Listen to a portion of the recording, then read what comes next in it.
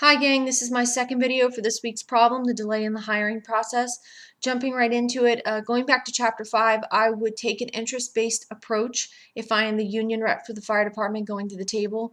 I would choose an interest-based approach because it focuses on a win-win outcome. Also, it focuses on issues, not so much demand. Also, it focuses on presenting both the problem and the solution. Jumping right into it, I would sit down at the table after we've established our ground rules, we've gone through all the pleasantries, and we've gotten a couple smaller things out of the way. Okay, here's what we need to talk about. We need to talk about the lack of a competitive salary for the fire inspectors. I understand that the city still isn't the fullest that it's been in previous years, but here's what we need from you guys.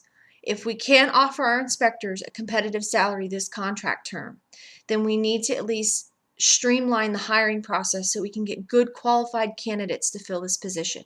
By doing so, we can then start making the city money through permits, fines, fees that the inspector would normally generate in their course of work.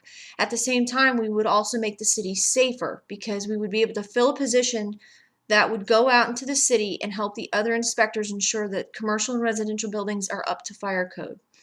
This is a win-win for the city. It really wouldn't cost much other than to take a look at the current HR process, find out how to streamline it.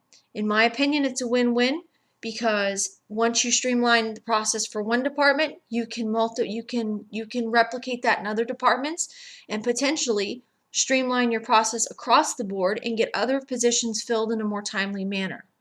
It might cost you a little bit less money also depending on what your hiring process entails. If I'm management, of course I would consider this. I would sit back, I would listen openly to what the fire department is asking. My counter would be, okay, if I give you a streamlined hiring process, let's say within 6 months, we're going to work on that. Will you suspend asking for a competitive salary or a salary increase for your inspectors for this current contract term? If I'm the union rep for the fire department, I would have to take this in consideration, considering my fire inspectors are the minority in my union.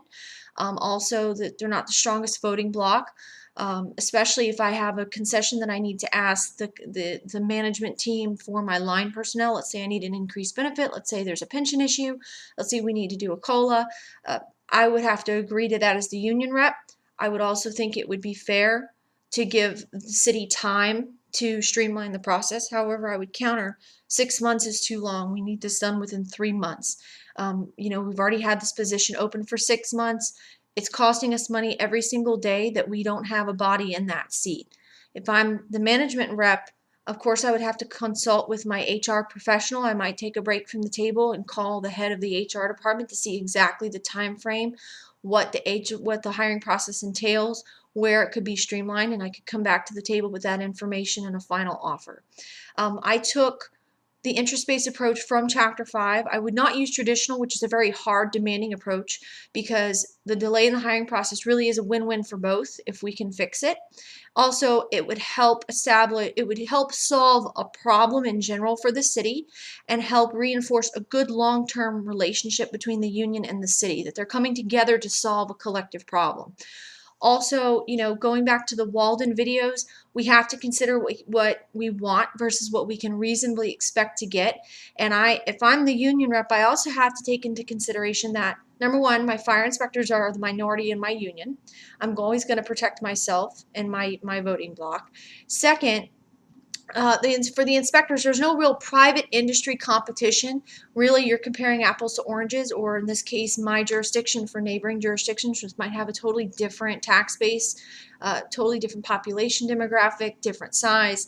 So it's really hard to sit down and negotiate competitive salary numbers, but this is something that really wouldn't cost the city any money. It wouldn't cost the union much in negotiation. They wouldn't have to give up much to get it. And if it would make the inspectors, the minority voting bloc in my union, happy, it's a win-win for everybody.